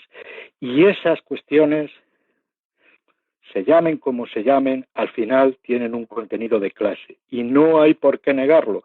Otra cosa es que utilices un lenguaje sencillo que se entienda, pero trabajadores somos la gran mayoría de la población porque somos asalariados. Y ahí está el eje principal. Y yo no creo que se vaya a recuperar desde el 15M. Otro 15M tendría que ser para que eso se recuperase, pero no desde luego negando la necesidad de organizarse desde la clase y para la clase, de construir conciencia colectiva y de practicar una política que tenga que ver fundamentalmente con un anticapitalismo no verbal, sino práctico, porque decir que ser de izquierda y proponer medidas keynesianas, a mí no me parece en absoluto que eso sea ser de izquierdas. El keynesianismo no es ni más ni menos que una salida de los propios liberales ante una crisis del propio sistema. Dicho esto, pues algunas cositas para ir cerrando, ¿no? Nadie ha culpado al 15M de los males que le pasan en el país. Más bien, Lo que hemos dicho es que el efecto que tuvo fue un efecto ideológico y fue un placebo, porque entre otras cosas lo que consiguió es que no se centraban las cuestiones en ese elemento, en ese componente de clase y en esa contradicción de clase. Y en la medida en que no se ha llevado ahí y se ha entrado en un neolenguaje que diluía todo, pues realmente sirvió para poco en una perspectiva de cambio de la situación, ¿no? Cuando he oído citar el tema del País Vasco, hay que decir que en el País Vasco no existió el 15M, o fue prácticamente inexistente. También diría que en cuanto a qué es el 15M, pues yo creo que con cada uno que hables te dice una cosa. Te dice una cosa distinta. Se habla de la necesidad del bien común. Habría que saber qué es la filosofía y la economía del bien común, de dónde nace, quiénes son sus impulsores, a dónde ha llevado el concepto del procomún y todas las plataformas de negocio que han surgido a partir de ahí, desarticuladoras de las relaciones laborales, que están destruyendo sectores enteros y que están creando condiciones de trabajo y salariales absolutamente regresivas que están llevando a muchos de sus trabajadores a una situación de absoluta desprotección. En cuanto a las asambleas del 15M, que si siguen existiendo o no, bueno, pues mi impresión, yo lo que conozco de Madrid, que puedo hablar, pues yo diría que fuera de la del barrio del Pilar, no hay 15M, y la del barrio del Pilar es muy pequeñita. Y efectivamente, como decía antes Raskin, tiene mucho más que ver con una cuestión en redes, que es un mundo burbuja, que con una actividad en la calle. Y sí, hay que decir que los intelectuales hablan, pero la lucha es más que eso. Y efectivamente, el que distingue intelectual de militante cae en un craso error. Es más, yo diría que cuando se tiene una perspectiva revolucionaria, no hay una división del trabajo entre los que militan y los que piensan, porque es el órgano colectivo, ese es el intelectual orgánico. Perfecto, Óscar. Creo que ha quedado suficientemente claro. Celia, aprovechando que te tenemos aquí, ¿qué plantea el 15M 2.0 para la situación actual, esta tan desesperanzadora que vivimos?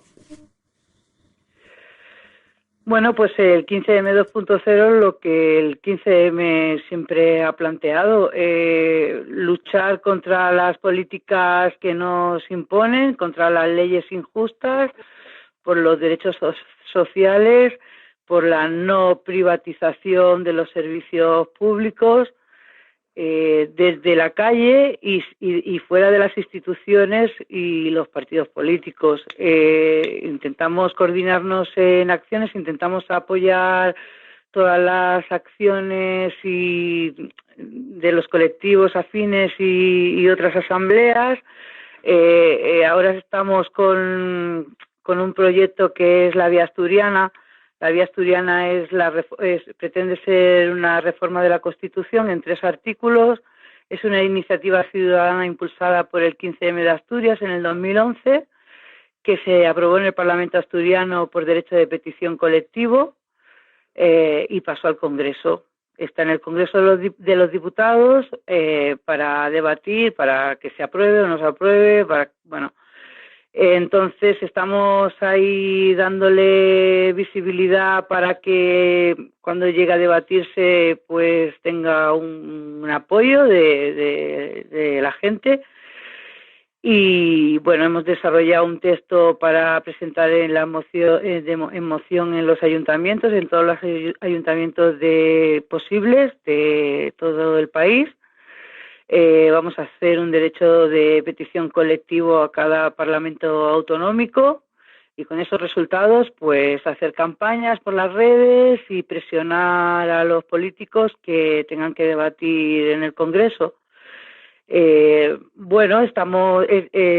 reforma de la Constitución de la Vía Asturiana en 3 artículos es básicamente por una democracia directa, O sea que cualquier iniciativa ciudadana tendría que ser votada por referéndum, mediante referéndums vinculantes.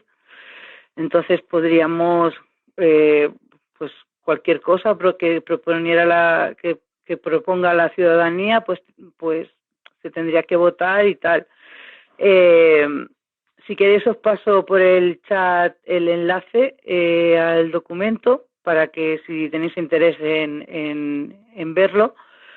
Habemos gente de todo el país, gente de Andalucía, gente de aquí de Cataluña como yo, gente de Madrid, gente de León, alguno del País Vasco, de Castilla-La Mancha, en fin, estamos un poco de Asturias y estamos trabajando en esto, pues a ver si sale adelante, porque ya que está en el Congreso, pues es una oportunidad y es abrir una puerta más a la participación ciudadana y a tener más representatividad a la ciudadanía, ¿no? Porque seguimos creyendo que no nos representan, ¿no? O sea, ir a votar cada 4 años y ya está, y luego encima pues la ley electoral que tenemos y tal, que está totalmente amañada para que siempre ganen los mismos, nos parece también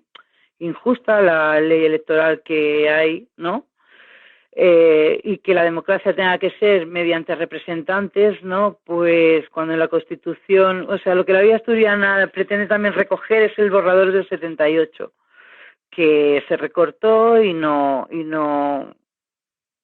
y hay lo que tenemos, ¿no? Pero perdona, Celia, pero ¿estáis planteando en algún momento volver a tomar las calles y las plazas? ¿O veis que o no hay fuerza o no es el momento o cómo? Nosotros siempre lo planteamos, o sea, motivos sobran más que, vamos, o sea, estamos peor que cuando empezamos en el 2011. Y ahora con los tratados de libre comercio, el CETA que se ha aprobado hace poco, es que, bueno, eso se lo carga todo, ¿no? Y cada vez hay más desempleo, hay más precariedad, hay más exclusión social, luego la privatización de los servicios públicos, la corrupción, que está claro, ¿no? Que no somos iguales unos que otros. La injusticia, motivos sobran, vamos, hay que salir a la calle, es el único camino. En eso sí, es lo único que estoy de acuerdo de lo que se ha dicho, porque para nada el 15M ha desactivado del pasado, al contrario. Yo, por ejemplo, mira, mi padre es de IU, ¿vale? Toda la vida en comisiones obreras. Mi madre es Yayo Flauta. Mi hermana es de Revolta Global Anticapitalista. Mi hermana es de CM, ¿sabes? Siempre hemos tenido conciencia política de izquierda, si lo queremos etiquetar de alguna manera, porque nosotros nunca hemos querido etiquetar, pero sí que es verdad que la tendencia siempre ha sido de izquierda. Cada uno somos, pues, en un grupo diferente, ¿no? Me refiero a mi familia. Entonces, bueno, que tampoco el 15M tampoco es monárquico, como se ha querido pretender decir, que en la plaza de Grecia que estaban con las banderas españolas, que es la monarquía, no sé qué. O sea, nosotros no queremos nada impuesto, menos un rey, o sea, un jefe de Estado. No, la monarquía no la ha decidido la ciudadanía, ha sido impuesta. Entonces el 15M no va a poder nunca estar de acuerdo. Y bueno, que desde el 15M 2.0, pues ya lo he comentado antes, estamos trabajando esto de la Vía Asturiana, que es una reforma a la Constitución, está en el Congreso, y también damos apoyo a todas las luchas a nivel social, a nivel estatal. También quiero decir que estoy en campañas Twitter 15M, que es una red, recogemos todas las campañas de todos los colectivos a nivel estatal, siempre que no sean de partidos políticos, y hacemos difusión y eso sale cada día por Twitter, ¿no? Estamos apoyando por redes mucho y luego hay asambleas que siguen y seguimos trabajando y también en coordinación con otros colectivos. el 15M 2.0 pues está ahí, pretende todo eso, igual como ha pretendido siempre el 15M, y salir a la calle, juntarnos en todas las mareas y luchar juntas con otros colectivos, da igual, o sea, que se llame 15M o como se llame, la cuestión es que salgamos todas a la calle y que nos organicemos hacia un bien común. De acuerdo, Celia. Y luego ya podéis idealizar sobre el bien común todo lo que queráis, de que hay que ver bien común, o sea, un bien para todos. No, yo no lo entiendo de otra manera. Pedro, y bueno, ya finalizo. Venga, Pedro, ahora luego al final, normalmente, como eres nueva en este programa, todo el mundo tiene la última intervención así breve. Puede decir la web en la que se puede localizar el trabajo que estáis haciendo y ya el personal lo anota al final del programa. Pedro, a ver, ¿crees que hemos delegado incluso en este momento las esperanzas de cambio en las instituciones?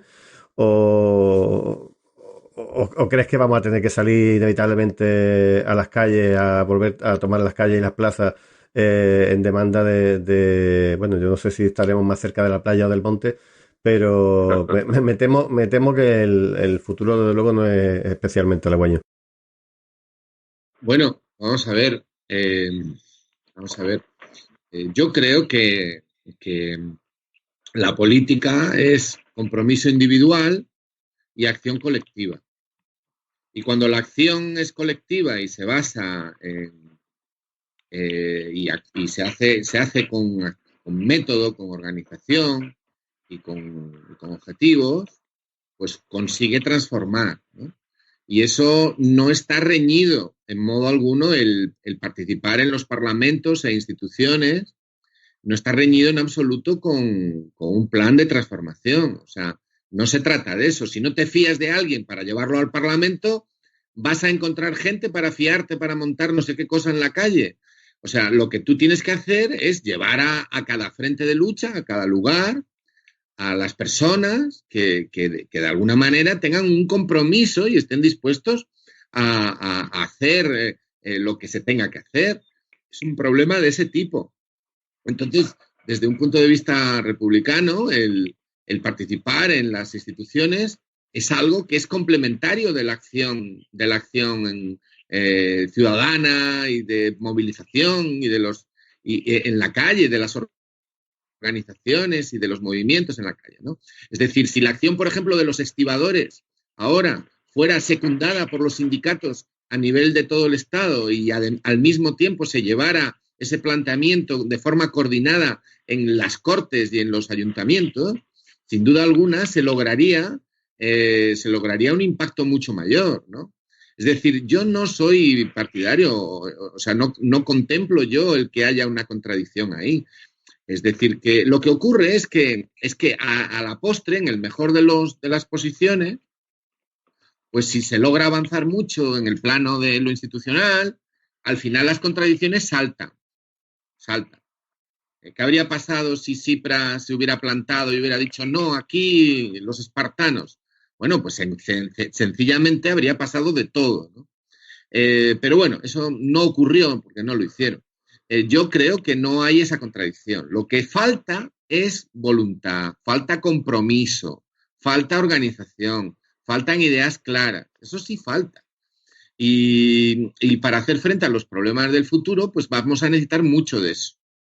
Y el escenario ese de la contradicción final, la lucha final y tal, bueno, pues por el momento yo creo que lo que tenemos enfrente va ganando. Y esa contradicción final todavía no la tenemos delante. Más o menos es como lo veo. Perfecto. Bueno, gracias a los cuatro. Aunque podemos... no me vas a dejar despedir. Sí, por supuesto. No, todavía tenemos nuestro último turno de palabra breve, como siempre. Espero. Sí. Con paciencia franciscana. Sí. No. A ver, podríamos seguir con el tema mucho rato más, pero creo que viene tiempo de echar el cierre, porque nos hemos pasado un poco con el tiempo que teníamos asignado.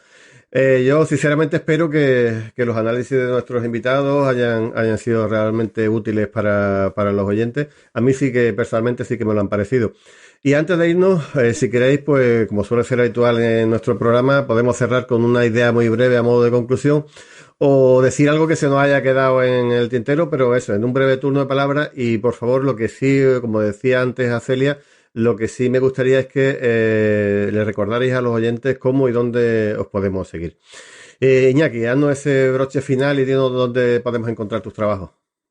Bueno, no, simplemente iba a decir que efectivamente al 15M se le conocía también como el movimiento de los indignados y que si en algún momento hay o debería haber motivo para indignaciones ahora mismo, ¿no? O sea que en ese sentido, bueno, hay caldo de cultivo. Otra cosa es que eso luego surja o no surja. Pero yo quería muy brevemente hacer hincapié en una idea, que es que no seamos presos de las palabras, sí quizás de los conceptos, que eso evidentemente tenemos que serlo, pero no de las palabras.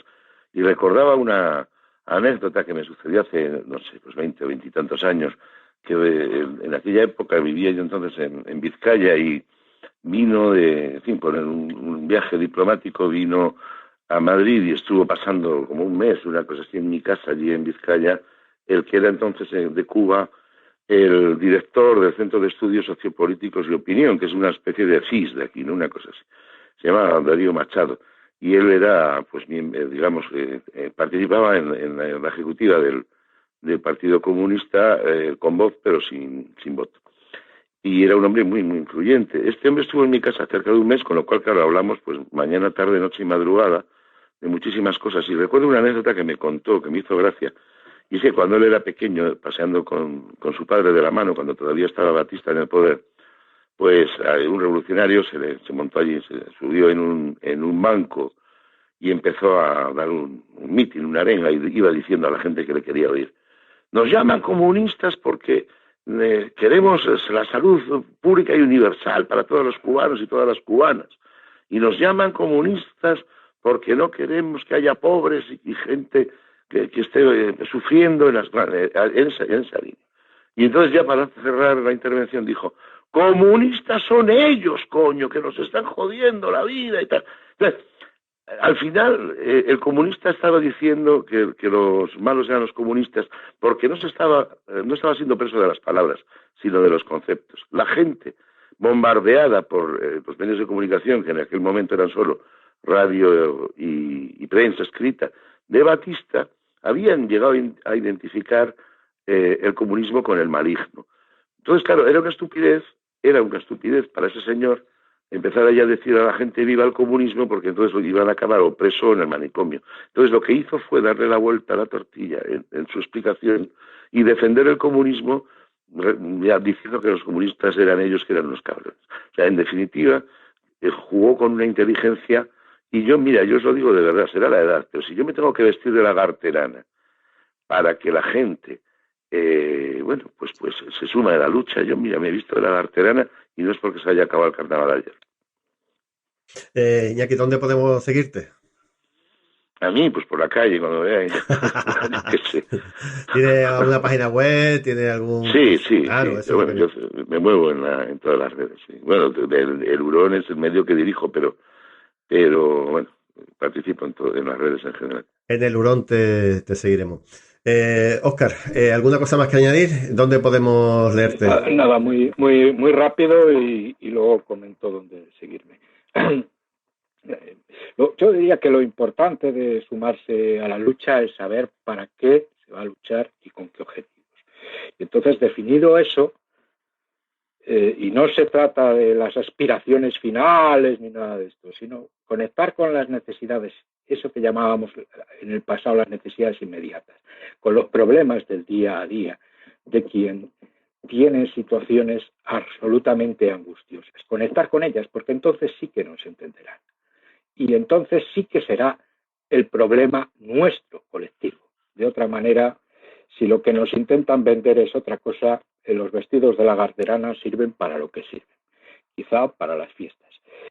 En cuanto a que Podemos tiene la llave de la movilización, sí, la ha tirado. Afortunadamente se está recuperando las marchas por la dignidad y efectivamente con posiciones que Podemos, desde luego, hoy por hoy no puede asumir.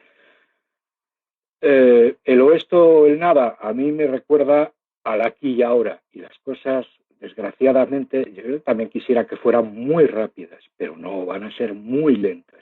Entre otras cosas porque ya no es una cuestión del 15M, es una cuestión del proceso de destrucción que durante muchos años ha hecho la propia izquierda.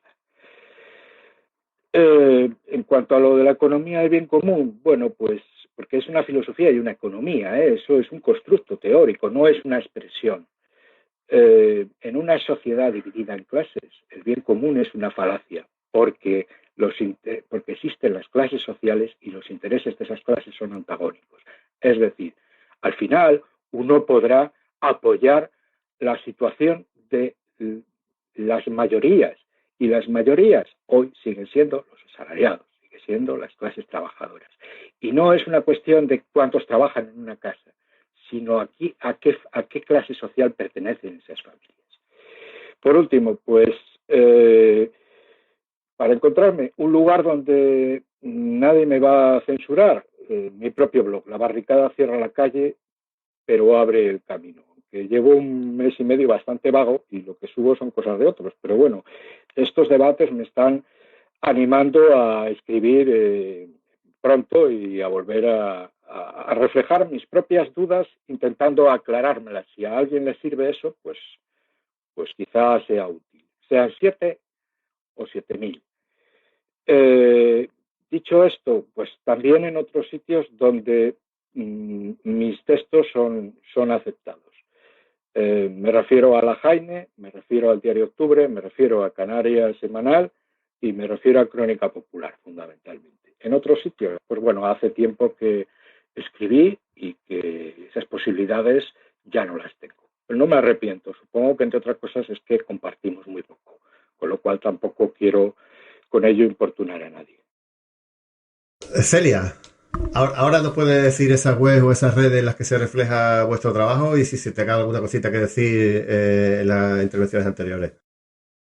Bueno, pues yo creo que ya lo he comentado todo. Hay que seguir luchando. Nunca se dijo que fuera fácil. Nunca se dijo que la lucha, que se iban a conseguir las cosas de un día para otro, porque no es así. Siempre las cosas se han conseguido luchando y ha costado mucho esfuerzo y eso se reconoce. Estamos perdiendo, pero súper rápido, todo lo que nuestros padres y abuelos consiguieron. Yo también tengo familia que estuvo en la cárcel, incluso en la guerra, mi abuelo, y era rojo, republicano. Y bueno, total, que hay que seguir luchando, hay que seguir trabajando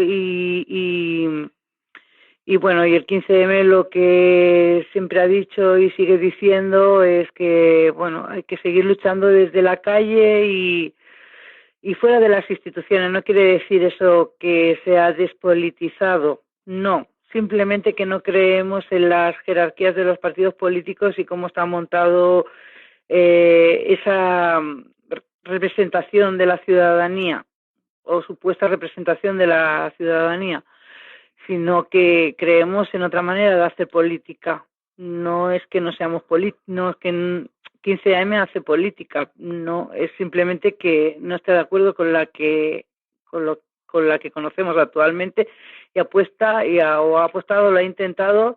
No significa que, bueno, en fin, ya no me quiero extender mucho más, que sé que tenemos prisa.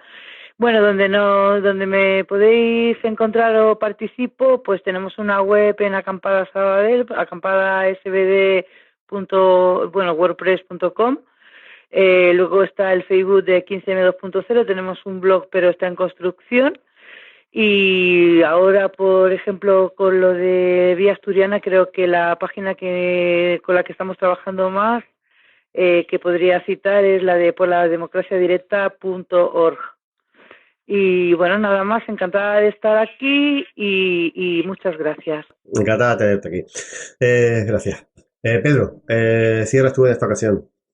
Bueno, pues nada, yo simplemente mi pleno respeto a todas las personas que luchan, allí donde luchen, y nada, y quería decir eso básicamente. Pero hoy, con estas preguntas, hemos recordado muchos lo que pasó aquellos días y de ahí la necesidad de esta reflexión.